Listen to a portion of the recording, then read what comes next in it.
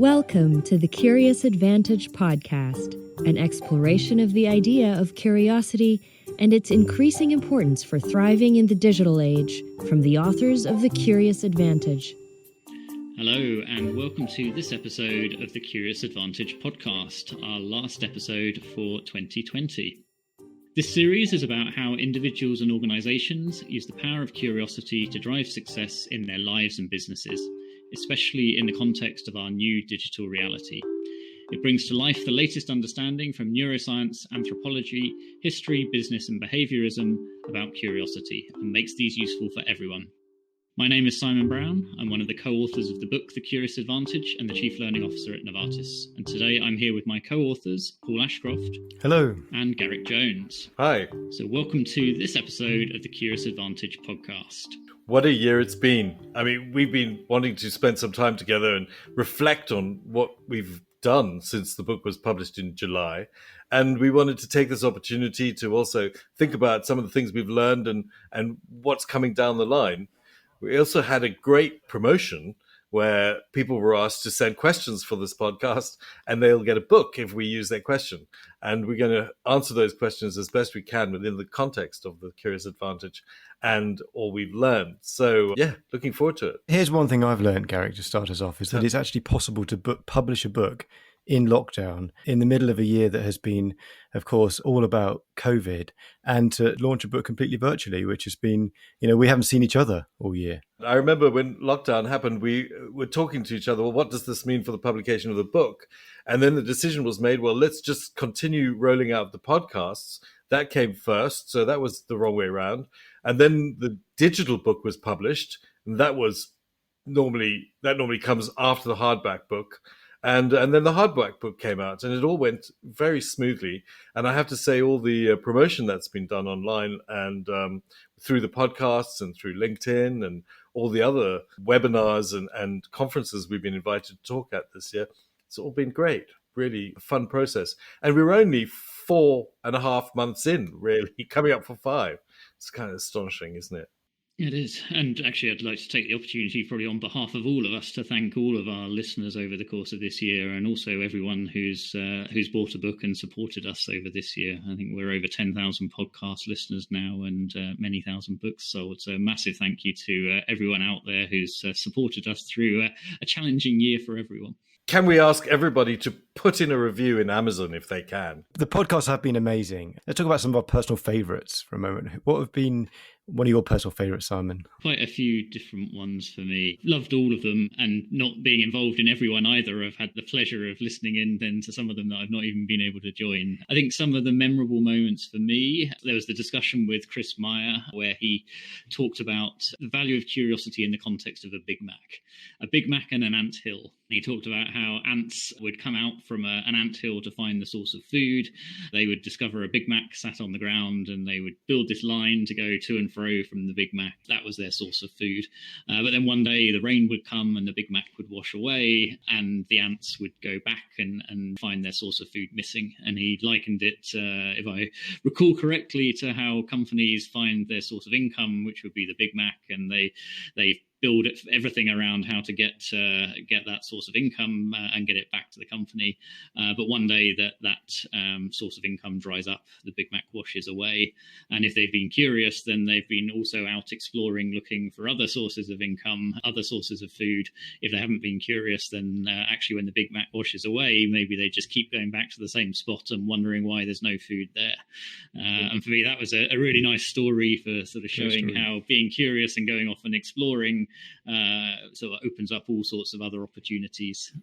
And has value in the business. I mean, we've learned a lot about how we can think about value and measuring curiosity in the businesses, and how it impacts not only everyday lives of people who are working, but also how it has a huge strategic impact. And we can talk about that in a minute. The thing that I remember, I mean, there's so many great podcasts. The one I really liked was one with Jennifer Higgy on curation and editing. And when Jennifer talked about not only what she's learned from being a waitress, it's like never go empty-handed back to the kitchen, which was just, make every moment count. But she said something which really stuck with me, which was always be restless with the truth.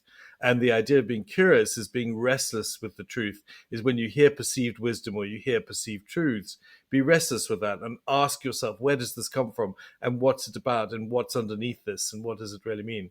And I won't forget that. Be restless with the truth. Brilliant conversations with amazing people this year. We spoke to Susie Collier all about curiosity and nurturing curiosity in children, and she's certainly an expert in that. I had a lovely conversation with her. How Isabel Garvey has been turning around Abbey Road Studios and shifting them into a digital world. I think one of my favourite, because it's a personal one, I suppose, is when we spoke to Christian Bush about serendipity.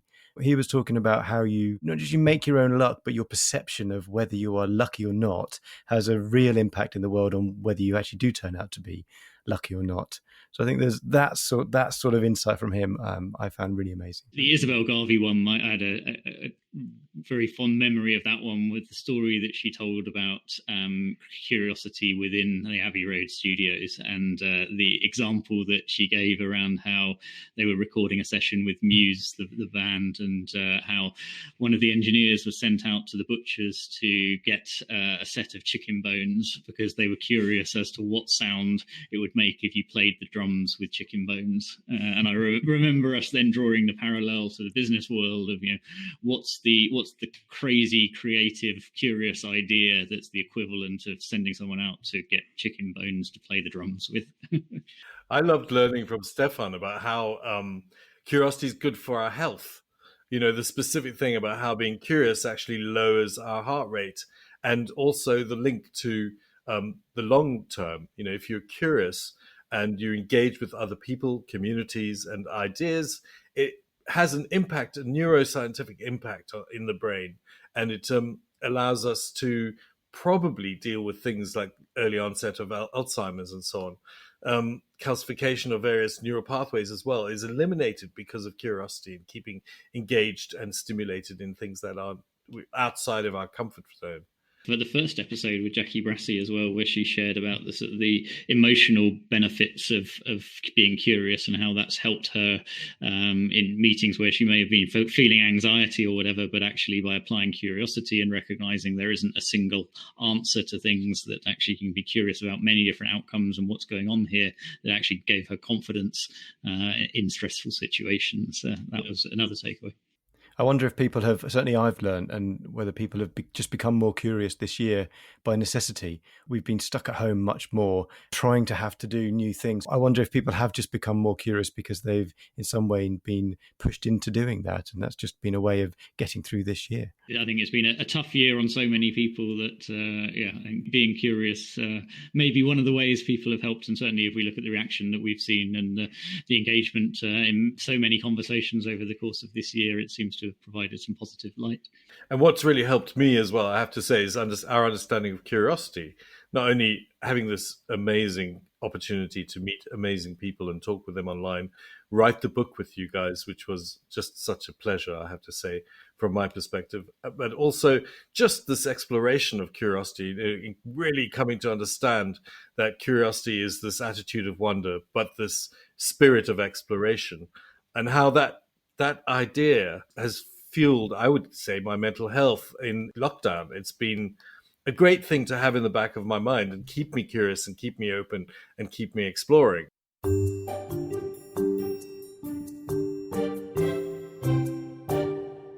I think back to our conversation with Lisa Bodell about how you become more curious through curious questions as well, and her killer questions, which started with the massive question of how do you kill the company, but also her guidance of how do you craft a really good question that incites curiosity, and also I think it probably challenged my beliefs that actually the question is far more important than the answer. That if we can get good at asking the right questions and really good questions, actually that's going to be more valuable in the future, because answers will become easier through the technology and search engines and things to find. It's how do you ask a really good killer question. Who was the person that said to us, was it in the podcast or did I read this, that the computers are for answers, it's the people are for the questions? I really like the one with Gordon Fuller from IBM, where I started to get a sense not only of what they're doing in terms of how to enable curiosity and learning within their culture, but the technical requirements for this digital age. And I just started to get a sense of, and we've learned a lot since we've spoken with him, about what the future may hold in terms of how you enable curiosity within systems and people, but what's the technical infrastructure that's needed to support that. And these are early days, of course, but that we've learned a lot about that. And that gives me a lot of geeky excitement, if you know what I mean.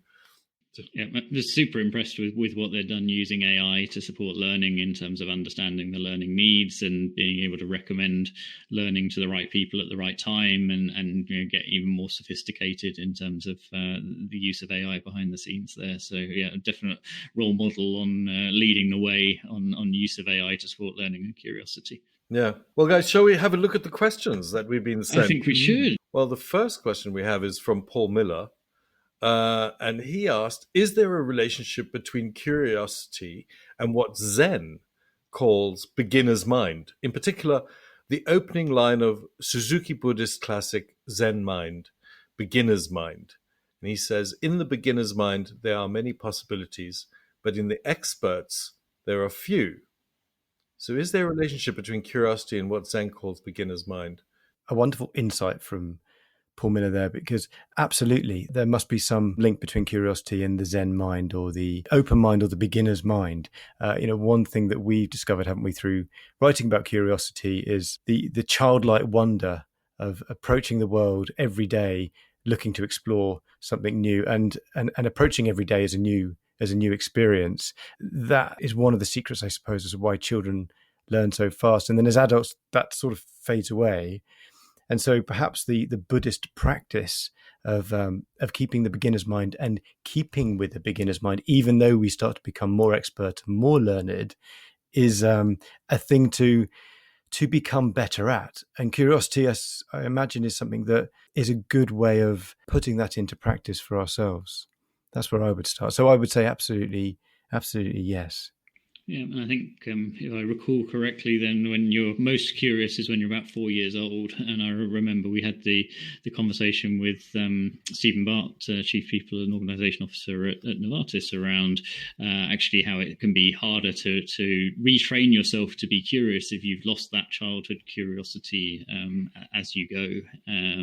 So yeah, I think often that young mind is naturally curious, and then as we go through life, maybe we become less curious. But then there's ways to bring it back. Also reminded of the conversation with Dr. Diane Hamilton around the things that actually stop us from being curious as well, and her fate model that she has there as well, around fear, attitude, technology, and environment, if I recall correctly. And it's that thing about she was talking about, as we move forward and we think we know things, our context becomes fixed because it provides psychological safety. And part of the problem sometimes can be we take the same way of doing things or the same way of thinking into a new situation where it's no longer appropriate. And the idea about the beginner's mind is to constantly be open to what could come and where it's going, and not allow ourselves to get too fixed, which is what curiosity is all about. Yeah, linked to not knowing the answers and being comfortable with not knowing the answers, but continuing to ask the questions and be open to the possibilities. So that very much is about the beginner's mind. I like this idea of, when you do a mind map of what you know about something at the beginning of a year, and at the end of the year, you might do another mind map and you realize you know so much more. But yet, if you do it again a year later, another one, you just realize how little you knew the year before and how little you knew the year before that. You're always beginning in some respect. So thank you, Paul Miller, for getting the conversation going with that question. Our next question comes from Brendan Strong. And Brendan's question is, I feel like your audience already have some sense of the value of curiosity in learning, development and growth. I wonder if you have ideas about how you can pass the value of curiosity onto others, especially the more cynical. Oh, I like that.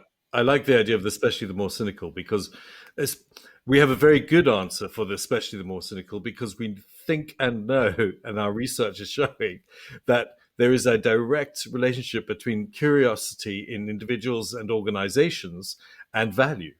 And more CEOs you talk to who are embarking down the value route and the curiosity route are doing so because it has an impact on the value that is generated by groups of people and organizations. Not only, as Simon was talking about, having different options and different scenarios that allow you to have better answers, but also because it keeps things open and allows you to survive when things get tough. I also think there's a bottom line value to the organization because of curiosity, and it has direct relationship to how successful that organization is going to be, because it impacts attitudes and trust and relationships with external stakeholders. The whole ecosystem is impacted by a spirit of curiosity. So huge amounts of value being generated. And we can see that in some of the case studies, like IBM, for example, Novartis, Microsoft. You're listening to the Curious Advantage podcast, inspired by the book The Curious Advantage, written by Paul Ashcroft, Simon Brown, and Garrick Jones. Subscribe to the podcast today. I think there's 5 direct traits that curiosity benefits that we talk about in the book. So there's the linkage between curiosity and increased learning, which is University of California research. There's 3 that were cited in the Harvard Business Review, which is the linkage between curiosity and better decision making, curiosity and better team working and team dynamics, and better communication because you're interested in what the other person says. And then finally, research from INSEAD, which is around the link between curiosity and creativity and innovation, and how it drives greater innovation. So those are all sort of concrete research studies that have made that positive benefit from curiosity. Did you mention the lack of the better communication, interpersonal communication because of curiosity? Because it means there's less conflict in the system. More interested to understand why someone would have an opposing point of view, and by understanding that, more being curious about why they might hold that thought. Yeah, absolutely, you get that better team dynamic. Yeah. That's right. I learned a lot from the Stephen Bayart podcast that we did with Vaz as well, where Stephen talked about the shift in language as you become a curious leader, moving away from top down, having all the answers, or even having to have all the answers as the leader, to being a leader who asks curious questions and asks what is behind this and seeks to understand what's being brought to them and how that has an impact on the people around them. Thank you, Brendan Strong, for that question. Next question is from Kei Portia Kawamura. Kei says, curiosity is a sort of inspiration, but there is also a proverb that says, curiosity killed the cat. So glad you asked this. Where is the threshold between healthy curiosity and greedy curiosity, if such a thing exists? Let's start with curiosity killed the cat. Paul. Yeah, so I love this question because when we first started writing this book about the Curious Advantage, of course, one of the first questions we were asked is, why would you write a book about curiosity? Didn't curiosity kill the cat? So we have to look into this. Is that actually true? And the fact of it is that I think we live in a very fortunate age that curiosity and being curious is valuable and seen as a good thing. It's not always been the case. Aristotle said once, to avoid criticism, say nothing, do nothing, be nothing. In those days, it was pretty dangerous to be a philosopher and a thinker of new ideas. Shakespeare, I think, came up with the expression, not curiosity killed the cat, but care killed the cat, which, if you know your Shakespeare, features in Much Ado About Nothing. I think what those folk are talking about is they lived in a time where being curious wasn't seen as a very positive thing. So back to the question, what's the balance between being curious and being greedy about it? I think what we've discovered is that curiosity in many ways is like a process. There's a model there in which you can be successfully curious. Doing something which, of course, is utterly dangerous, that may hurt yourself or hurt others, is not what we would call successful curiosity. But discovering something through being creative, through making, through working with others, this is healthy, successful curiosity that's not necessarily greedy, because actually it creates more for other people whilst you're being curious. I think that's what would be my take on that one, Garrick. Well, it reminds me also of what Bill Sherman said in his podcast from the Warburg Institute, which they sometimes call the home of curiosity. He said that curiosity was considered dangerous in medieval times, and certainly times where thinking was more controlled. Whereas now, the process of curiosity and being like the Warburg Institute, where you can go and research about so many different things from totally different and new perspectives, just to keep information open and keep us moving forward. That's the thing that keeps us alive. So I think we live in an era where curiosity is about life completely. One of our early conversations with Josh Bursin, where we were talking about curiosity in organizations, and how in some organizations potentially that curiosity is not encouraged and maybe not necessarily dangerous, but maybe limiting, where a new person comes into the organization, starts being curious, why are we doing it like that? Maybe there's a better way, and they're completely shut down of, no, that's how it's done around here. Don't question, just do. And built up from maybe how things were in the past, where there was a set process and that was to be followed. And in some cases that may be justified today, but in a very ambiguous world that we see today, actually that process of questioning and being curious about better ways is in so many instances actually hugely helpful for the organization to help innovation. And I remember the conversation and the stories he was telling us from Microsoft around their growth mindset and the curiosity that they instill as a company as well. Yeah. The next question that we really loved was from Shivkumar Swami, who asks us, the VUCA challenges of this year demand 1, agility, 2, unlearn and learn new skill sets. How can you address this by building curiosity to adapt or perish? This year has just accentuated even more the reason why curiosity and the continuous sort of building of new skills is so important. That we faced complete ambiguity with the pandemic. No one had faced this situation before, and there was very much how do we experiment and learn from what works, learn from a wider community out there of what's working, how people are reacting, and from that finding the best ways to go, and then applying criticality into the things that we experimented with, that we tested with. I think in terms of the learning and unlearning skills as well, and the data is reinforcing the need for that absolutely to be the case. So we talk about a third of people having learned a new to world skill in the last 3 years. Gartner research also, they came up with that 19% of the skills that we all rely on today will be irrelevant in 3 years' time. I'm minded of the example from a survey of CIOs in 2018, where only 1% of CIOs were doing anything with blockchain. 2 years ago, really.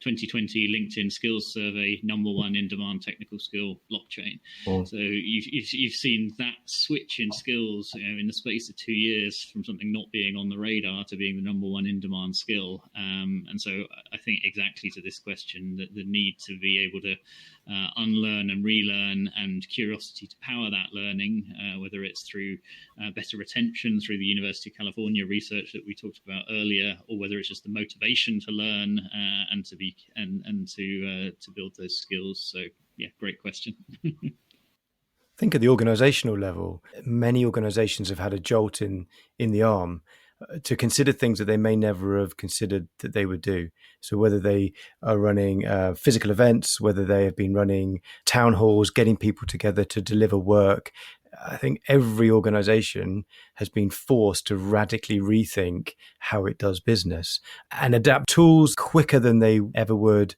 I know Satya Nadella talks about earlier in the year, he said something like, we've had 2 years worth of digital transformation in 2 months. I think maybe we've had more than that in less than that time, but it's been astounding how quickly organizations have had to adapt to this fully digital world. And when you have to pivot that fast, you only can be successful if you've got lots of curiosity and lots of thinking within the system, so you have alternatives present. But then, of course, it's all about learning. How do we upskill the new skills? How do we do that as quickly as possible? How do we do that in an effective way so everybody's engaged so that they can move forward? I mean, it's just brought everything into focus, hasn't it? A curious culture is a game changer. What does curiosity mean for you? Follow #CuriousAdvantage and join the conversation.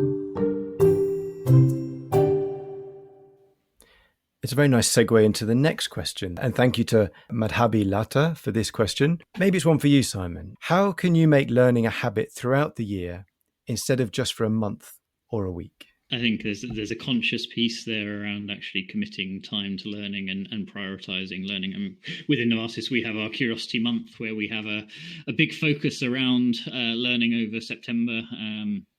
With this year over 200 global webinars supporting curiosity, but it goes beyond a month. That we're encouraging people to block time to actually learn, to spend our aspiration is 100 hours a year of learning. And building those skills and being curious. If I look personally at how do I build in the time, I think this year my latest numbers are on about 250 hours of learning for this year. And the way I've done that, blocking some time, but my diary is generally pretty horrendous. So I sometimes manage to protect that. Quite often I don't. Also finding ways to learn through a variety of means. When I was in the office pre-COVID, then I would listen to podcasts on the way in the morning, on the way back. I still listen to audiobooks. When I take my son to Taekwondo, I usually have an audio book on in the car there. And when he gets in, he tells me how boring it is and I have to turn it off. And so those are ways that I learn, but also learning is more than formal learning. So a lot of the ways that I learn is through talking to others, through reading things. LinkedIn is usually a source of great inspiration, whether it's through finding great podcasts or articles or learning from others' ideas. Also industry forums and things to learn from what others are doing. So I think it's not just about having to sit time taking a course. There's so many ways that we all learn, and right. It's then recognizing and appreciating that. And there's the construction piece as well. It's like, have a project. We've learned so much just from our project around the Curious Advantage. It's opened up so many different worlds to us, not only conferences and people who are interested in things in business, but also things in neuroscience and art and anthropology and history and so on. This has all been driven, our curiosity has been driven by the fact that we had this project and we had deadlines and we wanted to get things written and we wanted to get things researched. I mean, I found that just hugely powerful. I would say, get a project, because everything, and get a big project, stretch yourself, because in doing so, it's like you draw all this information and learning toward you in some way, in an easy way. It gets built into our lives in the way, just like going to the gym. You want to make it part of your everyday life, not something you do as an extra. And I love the idea of just having a project and finding these new worlds kind of coming toward me.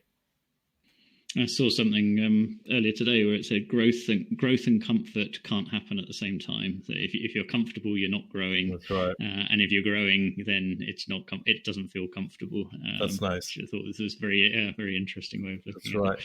All learning is slightly painful.